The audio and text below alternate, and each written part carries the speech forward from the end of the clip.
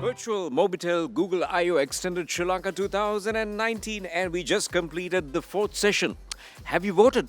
Vote කරාද? මං කිව්වනේ කලින්ම vote කරන්න කියලා. Well, if you haven't voted, you can do that because the more you vote, the more benefit for the organizers because we get a feedback from you, and this is in fact a feedback about what your favorite session is. Now we've completed 4 sessions. Session 1 was your gateway to the digital world, and that was M-Space, and we had the Sri Lankan Whiz Kids. Session 2, Session 3 was the art of Angampura. Mastering the art of Angampura with the motion capture. Then we had the 4th session, which we just completed, the island mentality versus startup mentality. 4 sessions completed. And up to now, our statistics say that session 1 and 2 is leading with your voting. Thank you very much for your voting, but you can continue voting because this is going to be very, very useful for the organizers, Mobitel Innovation Center, and this is where dreams are made real. And also, have you gone into the Mobitel Twitter page? Because we told you that there are questions. Just go through the questions, and if you get the answers correct, you stand a chance of winning a humongous data bundle, which is big as 10 GB with the compliments of Mobitel. All right, we're getting ready for Session 5, and the Session 5 is all about get ready and go. Where? I'll tell you where in a moment. Firstly, I will tell you the panelists. We have Yuan Fan, 5G expert from Huawei. We have Dr. Tharaka Samarasinghe, senior lecturer, University of Moratuwa. We have Major General Renuka Rowell, Director General Research and Development, Sri Lanka Army. We have Dr. Harinda Vidanage, Director, Bandaranayake Center for International Studies. And this session number, which one? Session number 5, is going to be moderated by Shamil Appadure. He is a Senior Manager, Network Strategy and Transformation, Network Planning and Operations for Mobitel. Okay, so what is this session? 5G, get ready and go. Thank you very much. Thank you, panelists, for being here today for the Mobitel-sponsored Google I/O event here at the Stein Studios in Ratmalana. Without further ado, the topic is the panel is headlined as 5G Ready, Steady, Go. And without further ado, we'll go on to the first question.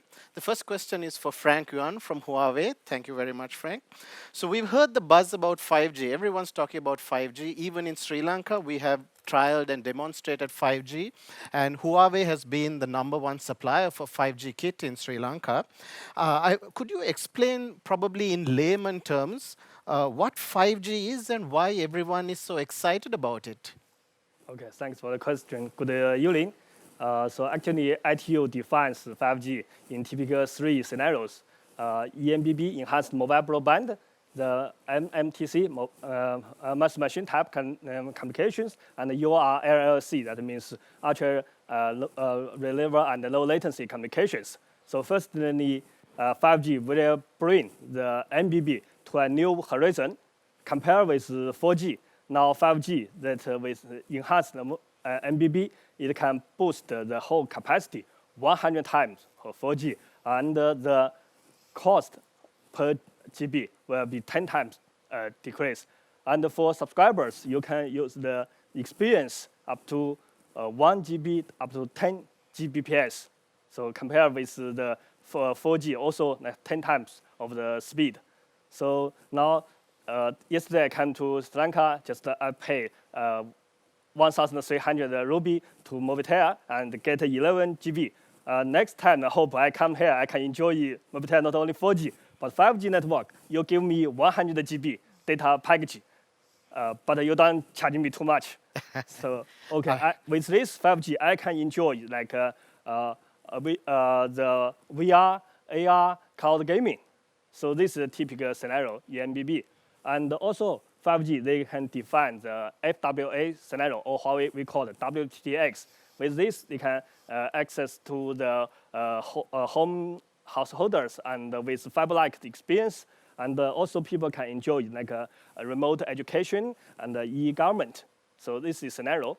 And next one, just ITU also defined with MMTC and URLC. It can boost the IST digital transformation. It can go to the vertical market, and it can help to like do so the remote the medicine and also industry 4.0 and also auto auto driving. So this can help to boost the digital transformation in the vertical market.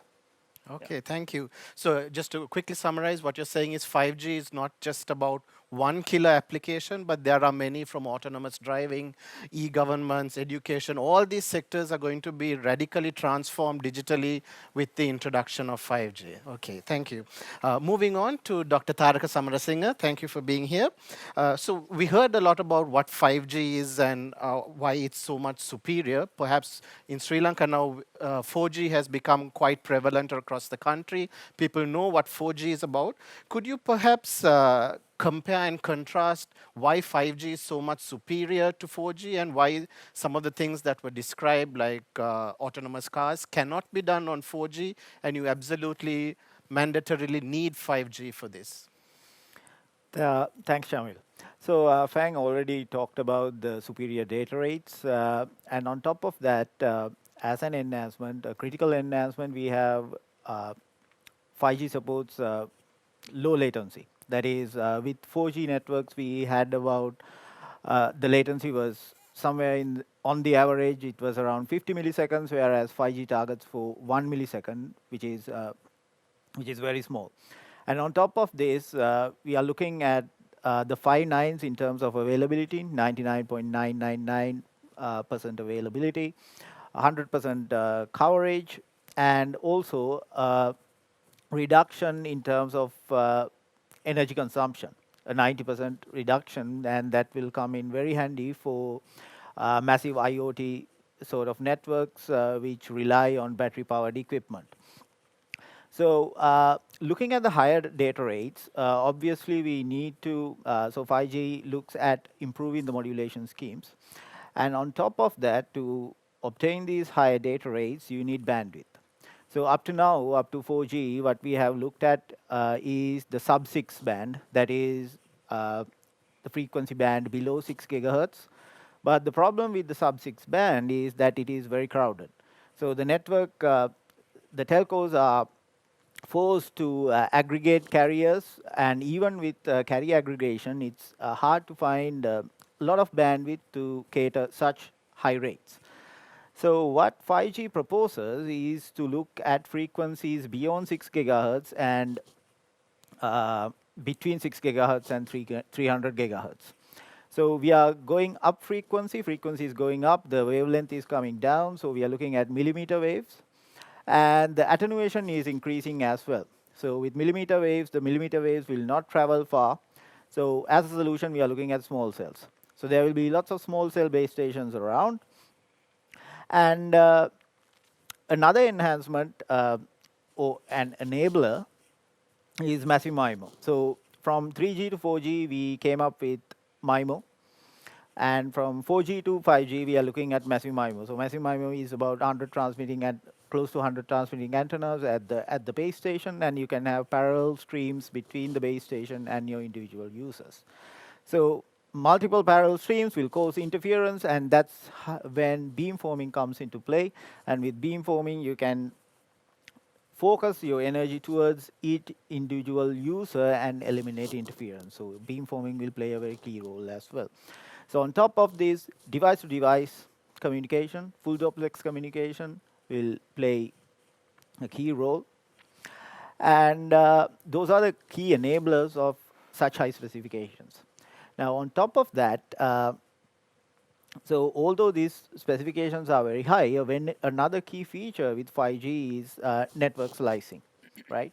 So your requirement now, up to now with 4G, what we had to do was we had to rely on a set of wireless communication technologies. That is, depending on our requirement, we probably use Wi-Fi, Bluetooth, low energy, a bit of 4G, a mix. But when it comes to 5G, what 5G promises is depending on your requirement and to align with your costs, they will give you a virtual network. So if you are not worried about data rates and latency, your goal is to save power, you can get a virtual network that suits that particular requirement, whereas say your friend wants a super fast network and he doesn't worry about power consumption, then another virtual network for your friend. So those can be termed as, like summarized as the key enablers of such high specifications. Right. Thank you. Very interesting because it seems to cover the plethora from being very individualistic, where you target a specific user's requirement, and on the other scale, everything is hyper connected. You know, machines are connected to each other. They don't even come back to a central platform, but in fact, you use the cloud network for slicing and so on and so forth. Thank you. We'll move on to our third panelist, the recently retired Major General Renuka Royal of the Sri Lankan Army. So we've heard about the 5G technology and all the weird and wonderful benefits that it provides. However, we've heard very little about the security aspects of this technology. I would imagine that in this hyper-connected world with bandwidth flying all over the place, it would be very easy for someone with a malicious intent to create a lot of havoc in this network. I know you're a technophile and you love technology like all of us, but I would like to know what your thoughts are on incorporating some level of security into a network of this nature. Okay, thank you very much for inviting me. Firstly, if I may mention, I mean, we can't keep the technology away from us, whether we like it or not. We have to live with them.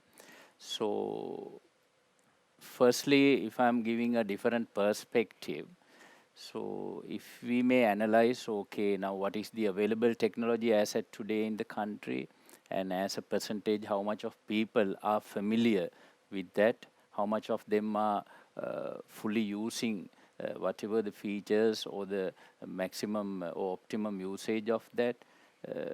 If we do a little survey, we can get to know how and what is the trend of people making use of the existing technology. So with that, when we, I mean, sometimes some people, they like newer things. Sometimes they just try to resort to the old age things where that is the comfort zone of them, so that they are very happy with them. So as against the human oversight, because now sometimes when it comes to a basic computer, people tend to think that everything would be done by the machines. So without any inputs, the machine won't be giving any outputs. So on the other hand, some decisions should never be taken by the machines. The human factor has to be there. So you can't leave everything to the machines. So that that is the tendency of the people. And if anybody gets into these things, they can very easily access the core as well. So we have to be mindful.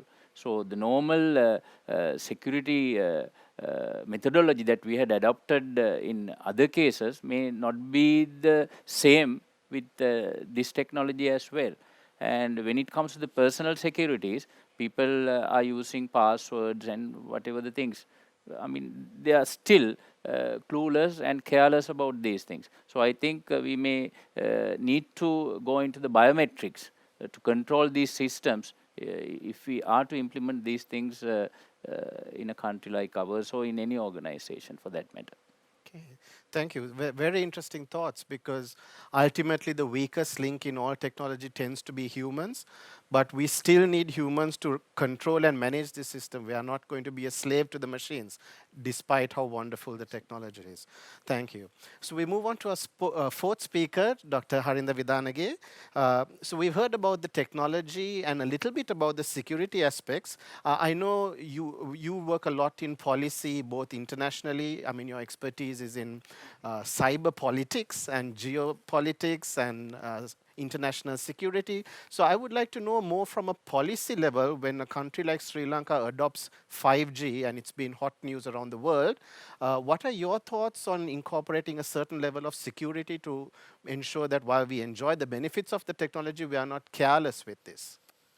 Yeah, Shamil, thanks for having me. When it comes to 5G, it's basically when it comes from a policy perspective, it's always about the persistent data, the speed. Basically, when the challenge now, even for states, from a state security perspective, intelligence perspective, is the abundance of data and the abundance of the sharing capability. So and 5G accelerates that. In a context of national and international security, that's a nightmare for any intelligence gathering institution, state security establishment. So, for example, now there is a big debate in the world about when 5G is fully implemented, how is security being, what is the security architecture going to be like?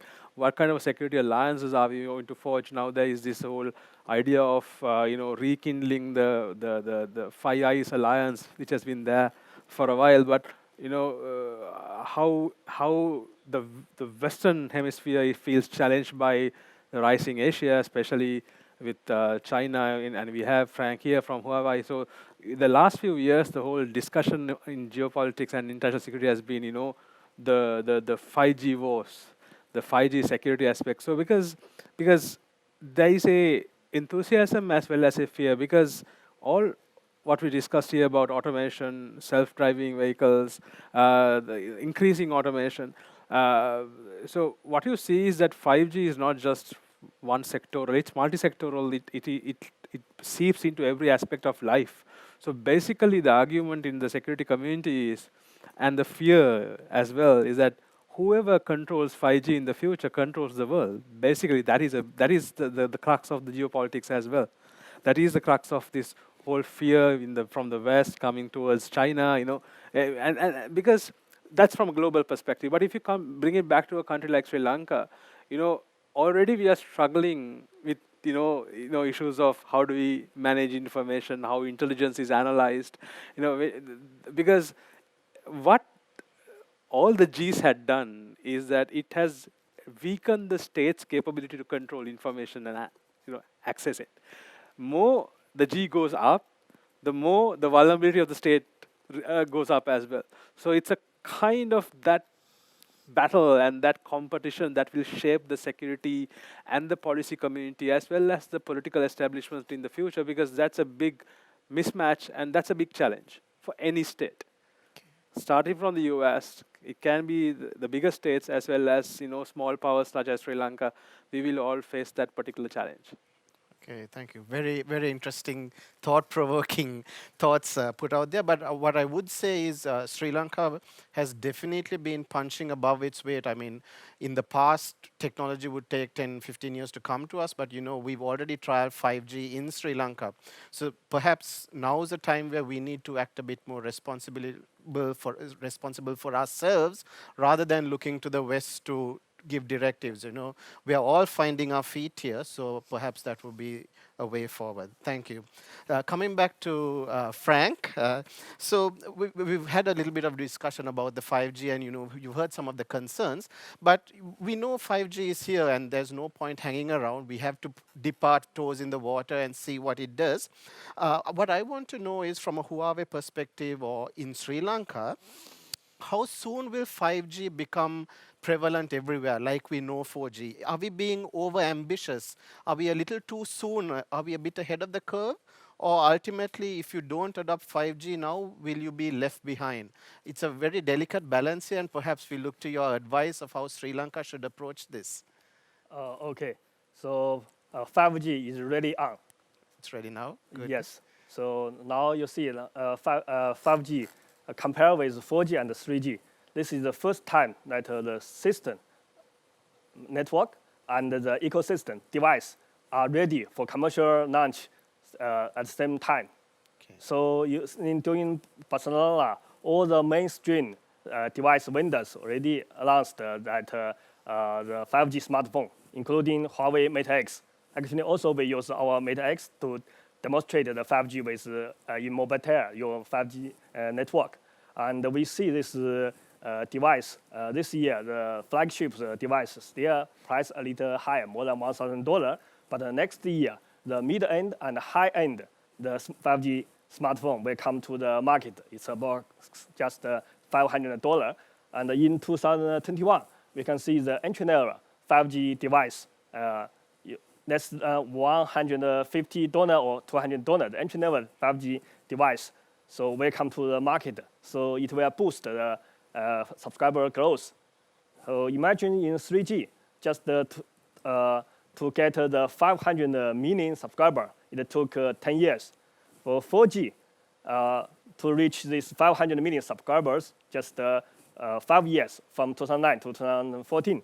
And we expect for 5G to reach the same, like 500 million subscribers, just need 3 years. Yeah, and this year we already see, like last month, South Korea and US already commercial launched the 5G network. CAMLIGHT, the Europe, Middle East, and also China very soon this year will commercial launch the 5G network. So we, yes, we expect this year more than 40 networks, 40 countries will commercial launch this for 5G. So for us, we think like in Sri Lanka, yes, we should also now start to do 5G commercial launch. Don't wait for it. You can start to the EMBB part. Also, like I mentioned, the FWA part, you can upgrade smoothly from current like a 4G network to the 5G step by step. And even in the vertical market, you can use 5G technology. I mentioned to this remote education part.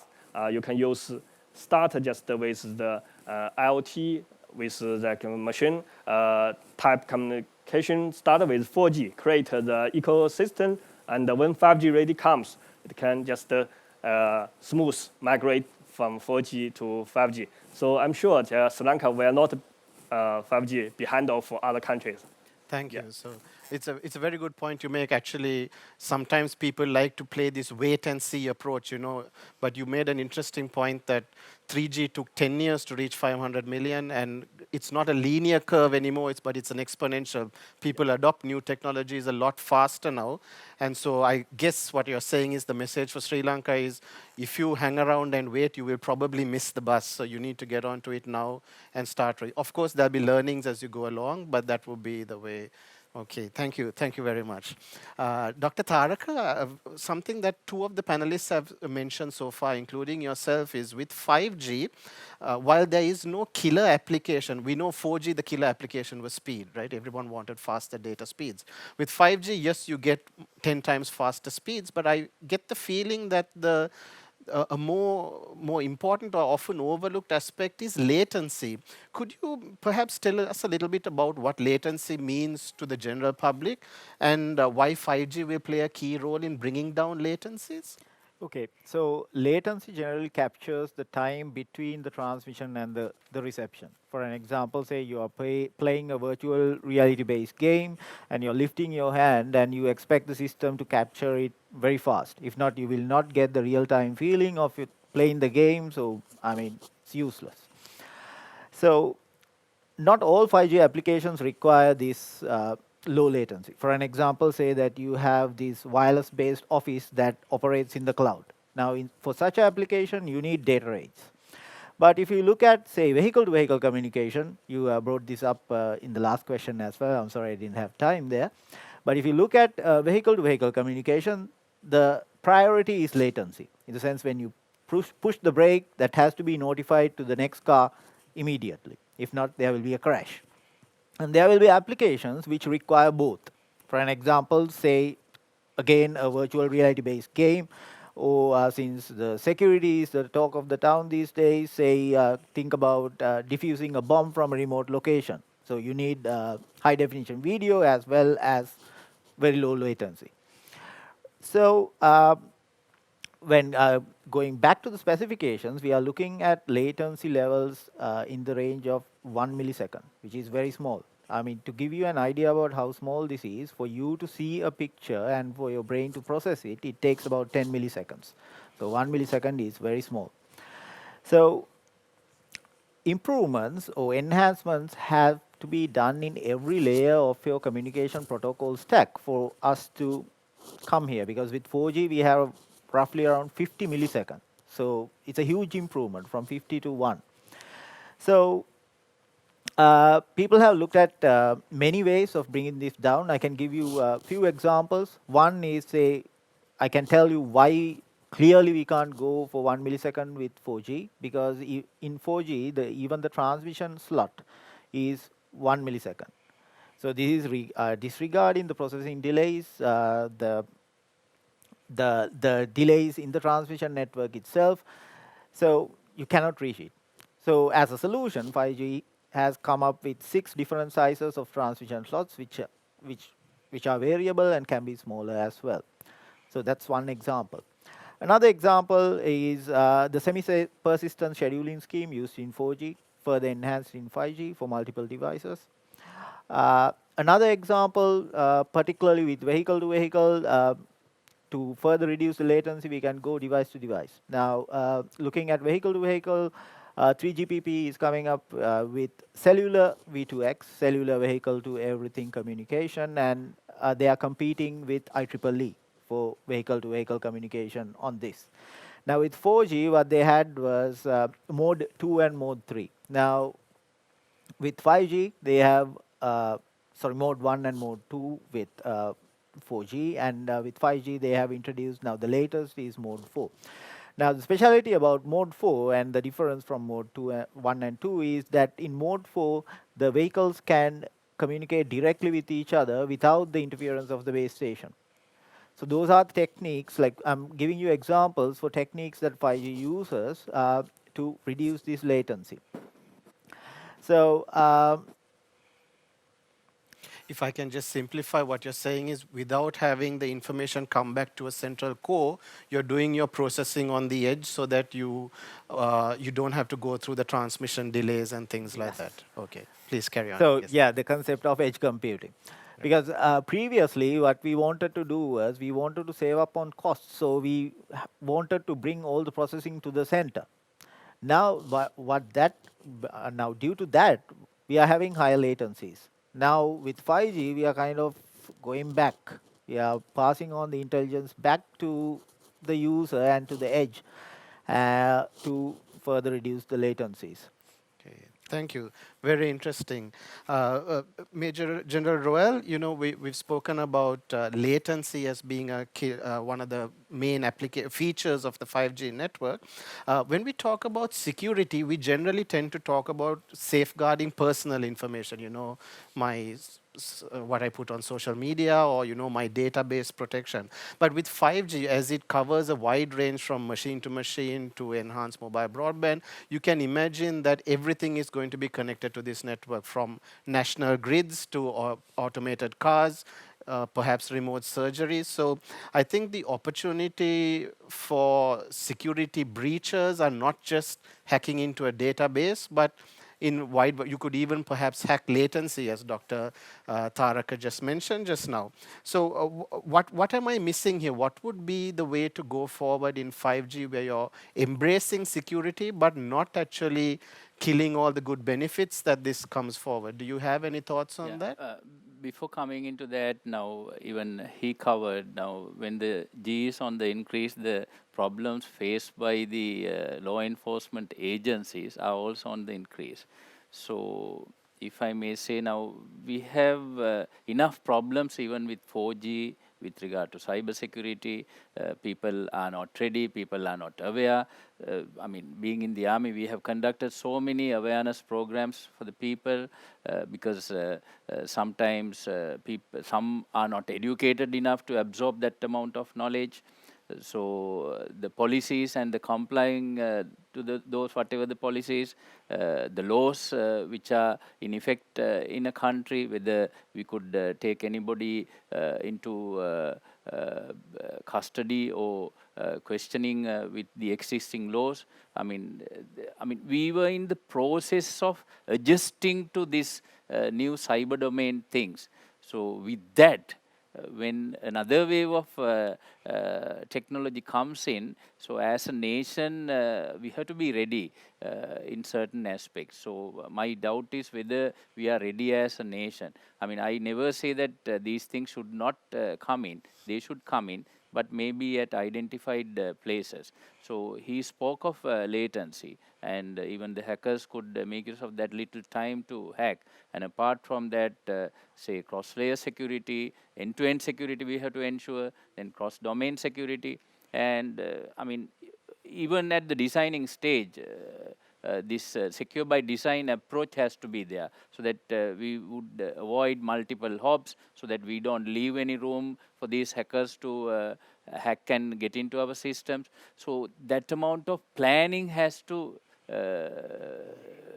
go there when we introduce, rather than haphazardly trying to introduce. So in my opinion, the law enforcement agencies, the technology, the service providers, and the other legal people, all these people should get together and have a sort of a wholesome approach, thinking about the security situation of the country, because now we were enjoying peace since 2009. Now suddenly, with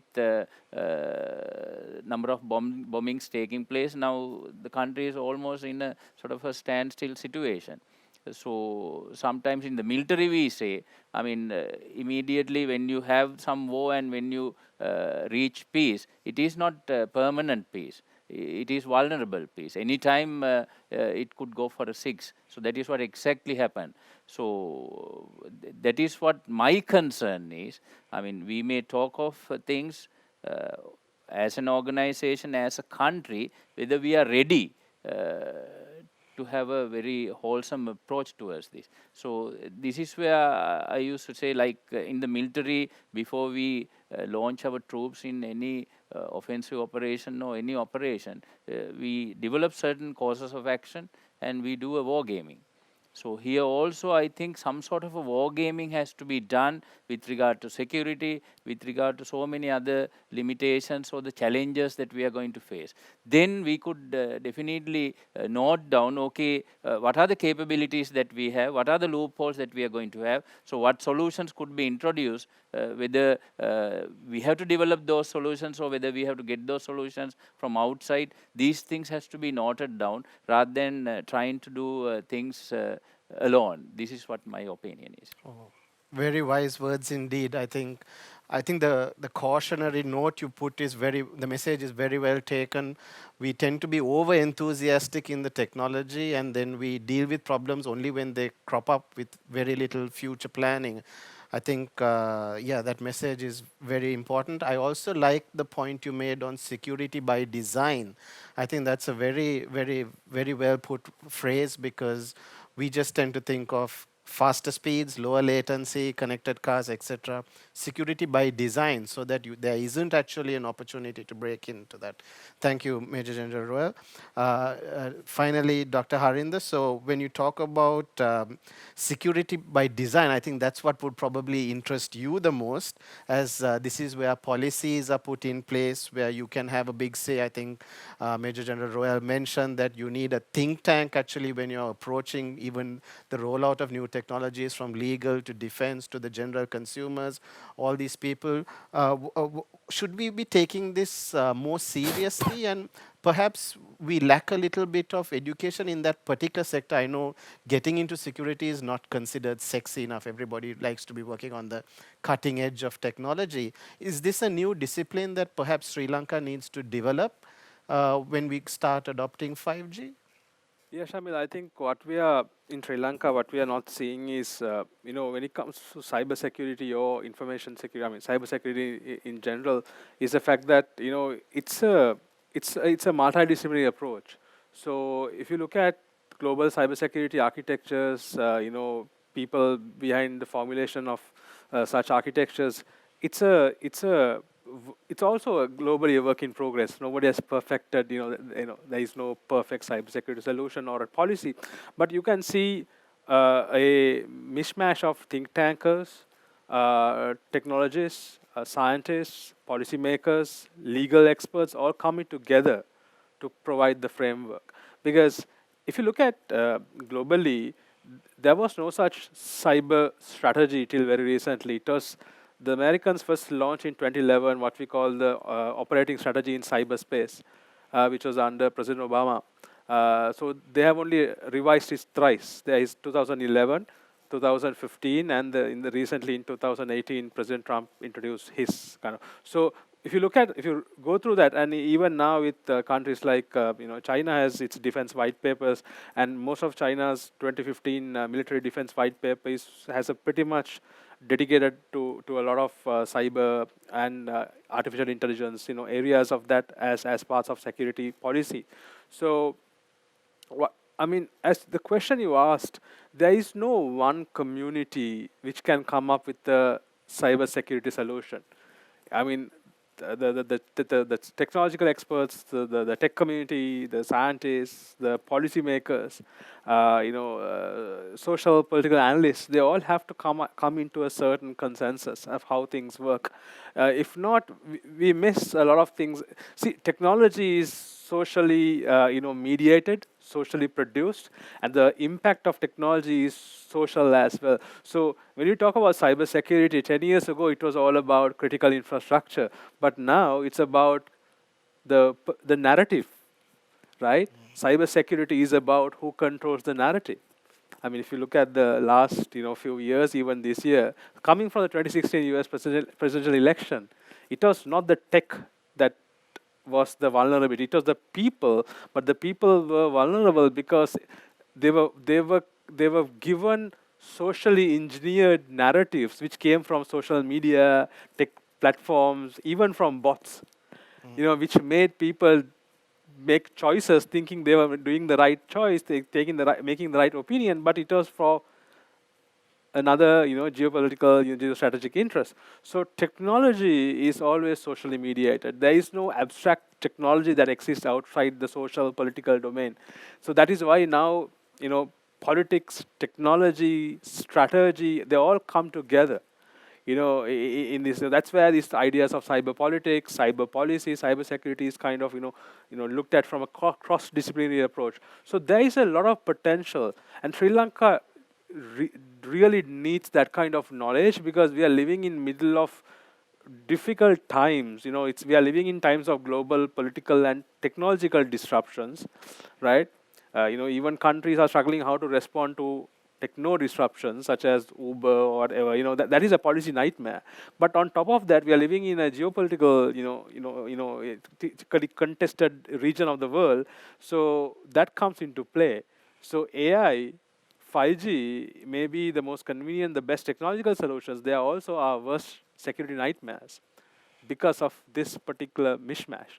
So it's an open field. People can come from different areas. I'm a political scientist by training, but I talk so much about technology and the cybersecurity aspect from that particular aspect. So you really need a cross-disciplinary approach to deal with it.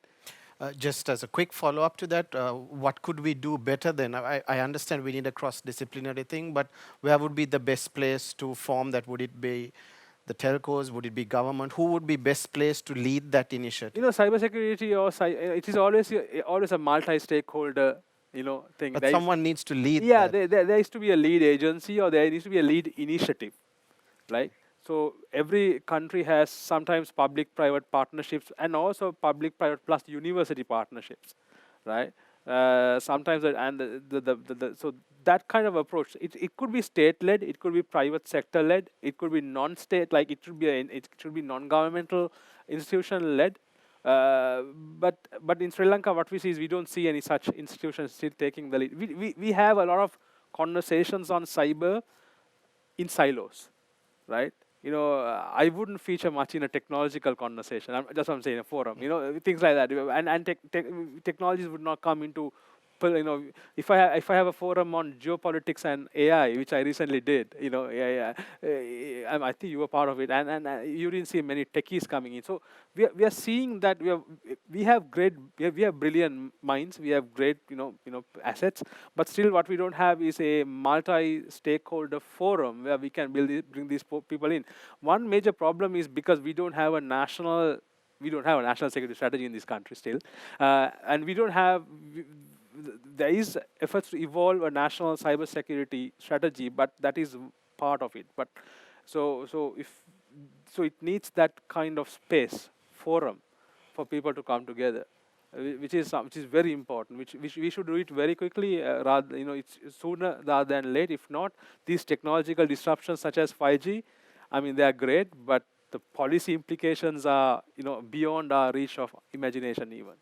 Thank you. I think, once again, great words of caution. We'll wrap up with, basically have a simple question to all the panelists, but you can give your own spin on how you see it. And what I want to know is, what are your final thoughts on 5G, and what would be your advice to Sri Lanka in adopting this technology?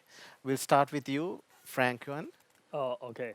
So there are top three pillars to pave the way for 5G in Sri Lanka. Yeah. Firstly, like many other countries, the government to take the 5G as a national strategy and give the supportive policy to develop the 5G. And secondly, we talk about the spectrum. It should give that harmonize the spectrum, and especially 5G for mid-band. Regulator should give like a large continuous band to 5G, especially like C-band 3.5 or TD 2.6, at least 80 to 100 megahertz per carrier. And the third one is the site should be ready, and hope like the regulator can open the public access and give the right of the ways and net all the fiber to the site, so it can enable the 5G to Sri Lanka. Yeah. Thank you. Dr. Taraka, your thoughts on 5G for Sri Lanka? So what I believe is we should come up with some applications. I know it's like a chicken and egg situation, whether to come up with the technology first and applications later, but I mean, application first and technology later. So what I feel at the moment, like if you are introducing 5G to Sri Lanka, you should come up with some meaningful applications as well for people to fully embrace into the technology. So that's my feel about implementing 5G in Sri Lanka. Thank you. Major General Roel, any final thoughts? As I told earlier, I mean, we have to be proactive. I mean, we always have been reactive, but we have learned our bitter lessons not being proactive. So the recent experiences are also going on the same line. So as I mentioned earlier, we can't leave away this newer technology. I mean, as a country, we have to use it, but not as a whole. Maybe at selected places, having done our homework, we should get this to the correct places. Then we have so many concerns, because in my opinion, 38 years of military service. So my analysis is, whoever who have been born before 80s, they are not that technology savvy. So they are the people who are heading all these organizations. Very difficult to convince them on these issues. So sometimes this security, and I mean, you can introduce anything, but you have to be mindful about the security. So security aspect, they leave it to the CIO, CISO only. They don't have regular meetings or regular discussions. When something goes wrong only, they meet. Then they don't divulge whatever the information to the others, because there has to be this interagency cooperation. Military, we have military to military, country to country. Otherwise, you don't know, because they just try to cover up everything within themselves and just keep quiet, controlling the damage within themselves. So with an attitude like that, getting into a next generation of technology is a little dangerous if you don't change your psyche. So that's what I said. Within a selected framework with some proactive approach, we should go for that. Then nextly, people may have so many concerns. So I read somewhere they have some radiation dangers, they think. So in Brussels, Belgium, they have stopped some testing being done. So Geneva also in Switzerland, they have stopped updating their networks into 5G due to that. Then apart from that, espionage fears. So some tend to think that whoever the manufacturers, they may be having some software backdoors and maybe hardware for spying. So, I mean, to my knowledge, there are about 5 companies who are involved in this 5G asset today. So, Australia, then USA have stopped using certain products of certain companies. So, they have that concern. Even when it came to the Akuregoda, the defense complex, we had the same issue. I mean, sometimes, okay, we talk of backdoors. Are we capable of ensuring that there are no such backdoors? Do we have that capability within our country, within any place? So these are my concerns. So if we develop such capabilities in-house, so then we could acquire anything and do whatever the changes, the way that we want, the customizing part, and then we could use it. Otherwise, if we just try to turn towards that particular company for each and everything, like a frog in a well, we are going to have problems. This is my... Okay, thank you.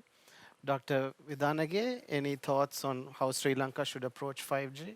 I think for Sri Lanka, it's an opportunity as well as a challenge. But the opportunity is, since we are in this phase of significant infrastructure development, 5G is kind of a key ingredient in that particular developmental approach, right? Because we talk about smart cities. I mean, Sri Lanka is so small. It's a contained society. I mean, geographically, it's an ideal place where 5G can be really fully implemented.